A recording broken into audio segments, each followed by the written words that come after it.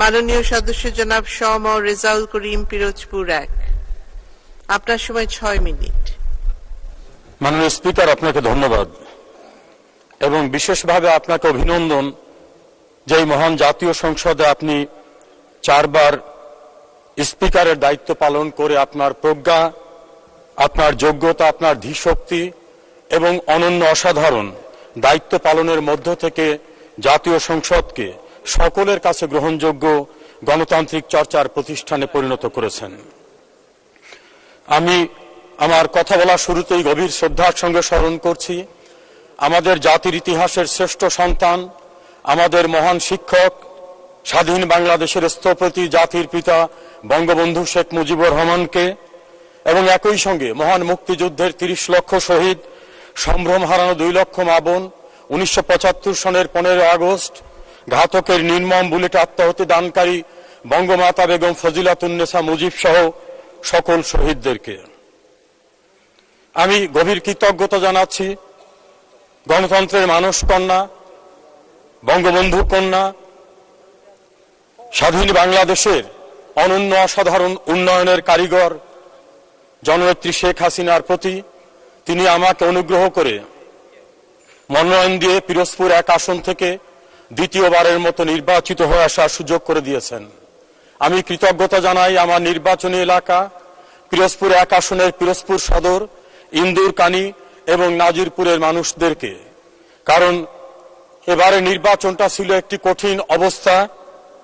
কিছুটা দানবীয় শক্তির সঙ্গে যুদ্ধ করতে হয়েছে, তবে সাধারণ মানুষের ভালোবাসায় আমি নির্বাচিত হয়ে আসার সুযোগ পেয়েছি। সেজন্য আমার গভীর কৃতজ্ঞতা আমার নির্বাচনী এলাকার সকল মানুষের কাছে। মাননীয় স্পিকার, এটা মার্চ মাস, বাঙালি জাতির ইতিহাসের একটি ঐতিহাসিক মহেন্দ্রক্ষণ।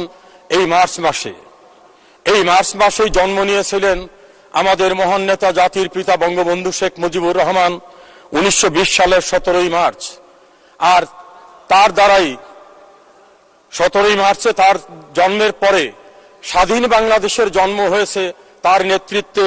এই মার্চ মাসের 7 মার্চ 1971 সনে তার ঐতিহাসিক ভাষণের মধ্য দিয়ে তিনি গোটা জাতিকে মুক্তি সংগ্রাম, স্বাধীনতা সংগ্রাম এবং স্বাধীনতা যুদ্ধে ঝাঁপিয়ে পড়ার আহ্বান জানিয়েছিলেন। চূড়ান্তভাবে তিনি 26 মার্চ স্বাধীনতার ঘোষণা দিয়েছিলেন। বাঙালি জাতি দৃঢ়তার সঙ্গে সেই যুদ্ধ করে তাদের সর্বোচ্চ ত্যাগের মধ্য থেকে বাংলাদেশকে স্বাধীন করেছিল। এই মার্চ মাসে আজকের এই জাতীয় সংসদ গণতন্ত্রের অগ্রযাত্রাকে অব্যাহত রাখার দৃষ্টান্ত স্থাপন করেছে। মাননীয় প্রধানমন্ত্রী শেখ হাসিনার নেতৃত্বে যদি গণতান্ত্রিক প্রক্রিয়াকে সুসংহত করার জন্য নির্বাচন অনুষ্ঠিত না হতো, তাহলে বাংলাদেশের সাংবিধানিক শূন্যতা দেখা দিত। আমাদের দেশের সর্বোচ্চ আইন বাংলাদেশের সংবিধান, সেখানে সংবিধানের বিধিবিধান এবং সর্বোচ্চ আদালতের রায়ে বলা হয়েছে একটি নির্বাচিত সরকার আর একটি নির্বাচিত সরকারের কাছে ক্ষমতা হস্তান্তর করবে, এর মধ্যবর্তী কোনো অবস্থা নাই, যেটা আমাদের কনস্টিটিউশনাল প্রভিশন এবং একই সঙ্গে আমাদের সুপ্রিম কোর্টের জাজমেন্টে। কাজেই প্রধানমন্ত্রী শেখ হাসিনার নেতৃত্বে গণতন্ত্রের অগ্রযাত্রার অপ্রতিরোধ্য গতির মধ্য থেকে বাংলাদেশে গণতন্ত্র প্রাতিষ্ঠানিক রূপ লাভ করেছে। এর ফলেই আজকে বাংলাদেশ স্থিতিশীলতা পেয়েছে, উন্নয়ন পেয়েছে, সমৃদ্ধি পেয়েছে।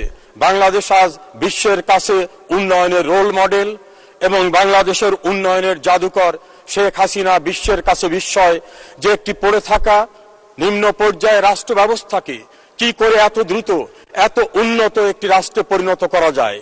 শুধু অবকাঠামোগত উন্নয়ন নয়, মানুষের অন্ন, বস্ত্র, বাসস্থান, চিকিৎসা, শিক্ষার নিশ্চয়তা শুধু নয়, বাংলাদেশকে ডিজিটাল বাংলাদেশে পরিণত করে তার থেকে উত্তরণের জন্য বঙ্গবন্ধু কন্যা আজকে স্মার্ট বাংলাদেশের যে পরিকল্পনা গ্রহণ করেছেন, সেই স্মার্ট বাংলাদেশ বিনির্মাণও সম্ভব হচ্ছে আমার বিশ্বাস গণতান্ত্রিক প্রক্রিয়া, সাংবিধানিক ধারাবাহিকতা অব্যাহত থাকার কারণে।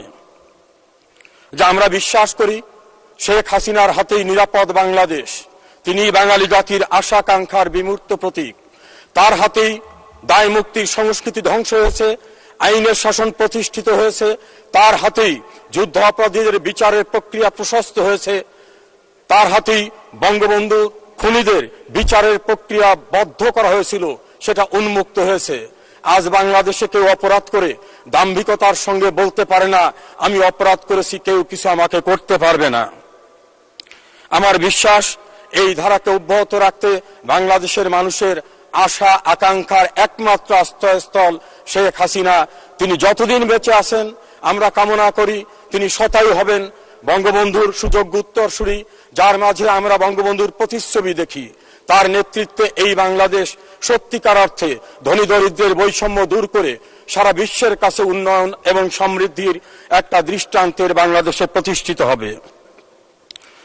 মাননীয় স্পিকার, বড় বড় অপরাধীদের বিচার হয়েছে, সেক্ষেত্রে দায়মুক্তির সংস্কৃতি থেকে আমরা বেরিয়ে আসছি, কিন্তু কিছু কিছু জায়গায় আরো কঠিন পদক্ষেপ নেওয়া দরকার।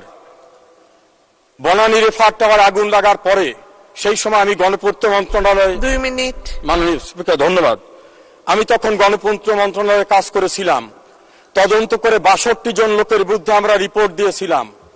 দুর্ভাগ্য, সর্বোচ্চ পর্যায়ের একটি কমিটি রিপোর্ট দেওয়ার পরও সবার বিরুদ্ধে মামলা হয়নি। তারপর চার্জশিট দেওয়ার সময় অনেককে বাদ দেওয়া হয়েছে।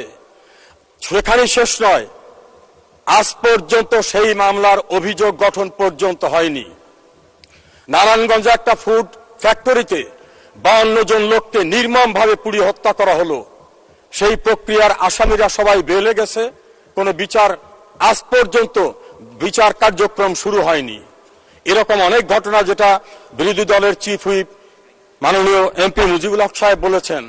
এই জায়গায় আমার দাবি, এই জাতীয় অপরাধের সঙ্গে যারা জড়িত প্রয়োজন আইন পরিবর্তন করে স্পেশাল ট্রাইব্যুনাল করে তাদের বিচার করা না হলে শুধু এই অপরাধের না, অন্যদের কাছে একটা মেসেজ যাবে না। আমরা সেই সময় 1300 ভবনকে চিহ্নিত করেছিলাম গণপূর্ত মন্ত্রণালয় থেকে, যে ভবনের প্ল্যান সঠিক নাই, যে ভবনের অধিকাংশ ফ্লোর অননুমোদিত ভাবে নেওয়া হয়েছে, সেই ভবনগুলো কিন্তু ভাঙ্গা সম্ভব হয়নি। এটাও কিন্তু এক প্রকারে দায় মুক্তি দেওয়া, যে আমি আশা করব সেটা করা দরকার। আর একটা বিষয়, মাননীয় স্বরাষ্ট্রমন্ত্রী এখানে আছেন, আমি বলবো আমরা ডিজিটাল বাংলাদেশ কায়েম করেছি, কিন্তু ডিজিটাল ব্যবস্থার অপব্যবহারের ভয়ঙ্কর ক্ষতিগ্রস্ত যারা, তাদেরও বিচার পাওয়ার অধিকার আছে।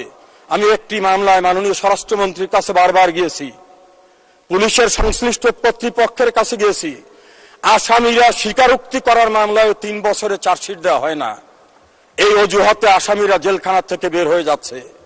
ডিজিটাল বাংলাদেশ দরকার, কিন্তু ডিজিটাল ব্যবস্থার অপব্যবহার করে যারা, তাদেরও বিচারের জন্য যদি ব্যবস্থা না হয়, সেটাও কিন্তু এক প্রকার দায় মুক্তি তাদের জন্য হয়ে যায়। আমরা আশা করি এই সকল বিষয়গুলোকে আমরা সম্পৃক্ত করে মাননীয় স্পিকার বাংলাদেশকে এগিয়ে নেওয়ার জন্য শুধুমাত্র আর্থসামাজিক উন্নয়ন না, অবকাঠামোগত উন্নয়ন না, আইনের শাসন প্রতিষ্ঠার যে মৌলিক লক্ষ্য, যেটা নিয়ে আমরা যুদ্ধ করেছিলাম, সেই জায়গাটা আমাদের পৌঁছাতে হবে। অন্যথায় দেখা যাবে যে আমাদের একদিকে উন্নয়ন হলো, অন্যদিকে আমরা পিছিয়ে পড়ছি। আশা করি এই বিষয়গুলো সংশ্লিষ্ট যারা আছে তারা গুরুত্বের সঙ্গে বিবেচনা করবেন। মাননীয় স্পিকার, আপনাকে অনেক অনেক ধন্যবাদ। জয় বাংলা, জয় বঙ্গবন্ধু, বাংলাদেশ চিরজীবী। ধন্যবাদ মাননীয় সদস্য।